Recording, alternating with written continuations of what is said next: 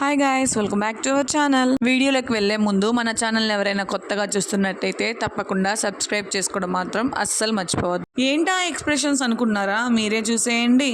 Night కొంచెం health బాగాలేక త్వరగా పడుకున్నా. ఫుల్ హెడేక్గా ఉంది, అందుకని పడుకున్నా అనమాట. ఎంత బాగాలేకపోయినా మనమే చేయాలి పనులు. సో ఇంకా ఫుల్ హెడేక్గా ఉన్నా. ఫస్ట్ కిచెన్ క్లీన్ చేయాలని కిచెన్ క్లీన్ చేయడం అయితే స్టార్ట్ చేసేసాను. రీసెంట్ టైమ్స్లో నాకు మైగ్రేన్ రావడం వల్ల నాకు అసలు ఈ హెడేక్ ఎప్పుడు పడితే అప్పుడు వస్తుందన్నమాట. సో ఈ మైగ్రేన్ హెడేక్ వల్ల ఏ పనులు చేసుకోలేకపోతున్నా సరిగ్గా. ఇక మార్నింగ్ లెగగానే కిచెన్ చూసి చాలా భయం వేసింది అనమాట. ఫస్ట్ కిచెన్ అయితే క్లీన్ చేద్దామని ఫిక్స్ అయిపోయాను. ఈ లోపే మా రుద్రాంశ్ 2-3 టైమ్స్ లేచాడు. మధ్యలో వెళ్ళి ఇంకా వాడిని మళ్ళీ పడుకోబెట్టేసి వస్తున్నాను అనమాట. ఇంత హెడేక్లో పనులు ఎట్లా చేస్తున్నాను అనుకుంటున్నారా? నేను అయితే ఫస్ట్ మ్యూజిక్ వింటా ఉంటే నాకు మైండ్ కొంచెం రిలాక్స్గా ఉంటుందన్నమాట.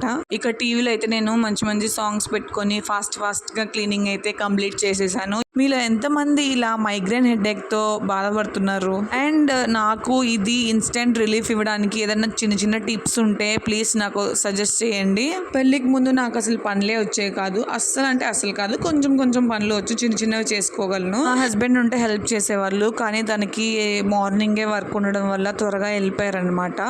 ఇక్కడ క్లీన్ చేస్తుంటేనే రుద్రాంశ్ లేచాడు అనమాట. ఇంకా రుద్రాంశ్ దగ్గరికి వెళ్ళిపోయాను. చూడండి, మా వాడు గుడ్ మార్నింగ్ చెప్తుంటే చూడని కూడా చూడట్లేదు. Good morning Rudransh. హాయ్ చెప్పు.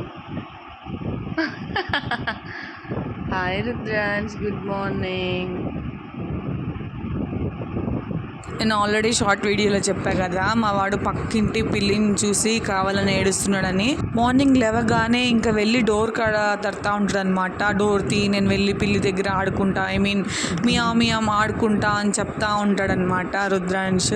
సో ఇంకా మార్నింగ్ అవ్వగానే క్లీనింగ్, ఇంకా దోశలు వేసుకొని, నాకైతే ఒక్కదానికి కాబట్టి నేనైతే ఇది రాయలసీమ స్పెషల్ చట్నీ అనే చెప్పొచ్చు. ఏంటంటే ఉల్లిపాయ కారము దోశలు వేసేసుకొని టిఫిన్ అయితే తినేసాను, అయిపోయింది.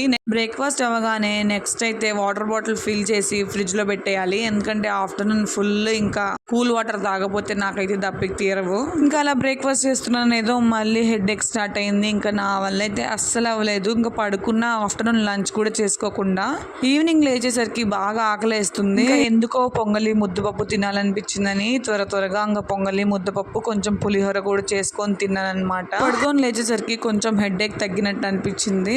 ఇదైతే నా సాటర్డే హెడేక్ బ్లాగ్ అనమాట. వీడియో నచ్చినట్టయితే లైక్ చేయడం మాత్రం అసలు మర్చిపోద్దు. Thank you for watching. Bye bye.